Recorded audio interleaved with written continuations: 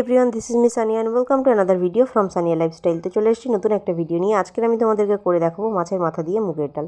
তো ফার্স্টেই দেখো মুড়োটা কত বড়। তো আমি এটাকে করার মধ্যে ভালোভাবে একদম ডিপ ফ্রাই করে নিলাম, তারপরে মুড়োটাকে ভেঙে নিলাম এবং সেই তেলের মধ্যেই পেঁয়াজ তেজপাতা দিয়ে দেবো আর দিয়ে দেবো একটা এলাচ। তো দিয়ে ভালোভাবে মাথাটাকে কিন্তু আমি কষতে থাকবো সামান্য লবণ, হলুদ, লঙ্কা এবং আদা রসুন পেস্ট দিয়ে। তো এই মাছের মাথাটা কষানো হয়ে গেলে আমি মুগ ডালটাকে আলাদাভাবে সিদ্ধ করে রেখেছি একটা সিটি দিয়ে, কাঁচা লঙ্কা আর তেজপাতা দিয়ে। তো সেটাকে আমি এর মধ্যে অ্যাড করে দেবো, দিয়ে কিন্তু আমি ভালোভাবে এটাকে ফুটিয়ে নেব এবং তারপরেই কিন্তু আমি এর মধ্যে অ্যাড করে দেবো কাসুরি মেথি।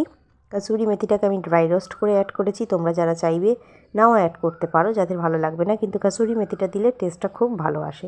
এবং তার মধ্যে দিয়ে দেবো একটু পরিমাণ চিনিটা দিলে মুগ ডালের মধ্যে খুবই ভালো লাগে খেতে, তার জন্য। আর সব শেষে কিন্তু আমি অ্যাড করব লবণ, যেহেতু আমি লবণটা আগে দিইনি ডালের মধ্যে, কারণ ডাল অনেক সময় সিদ্ধ হতে অসুবিধা হয়। তো সেই কারণে আমি সব শেষে স্বাদ অনুযায়ী আমি কিন্তু লবণটা এখানে অ্যাড করে দিচ্ছি, দেখো। আর অ্যাড করে দেওয়ার পরেও কিন্তু আমি এটাকে ভালোভাবে ফের কিছুক্ষণ ফুটিয়ে নেব। তারপরেই আমি কাসুরি মেথি অ্যাড করব, গরম মশলা অ্যাড করব, ব্যাস দিয়ে এটাকে কিছুক্ষণ ফুটিয়ে নিয়ে যখন এটা ঘন গাঢ় হয়ে আসবে আমি কিন্তু নামিয়ে নেব।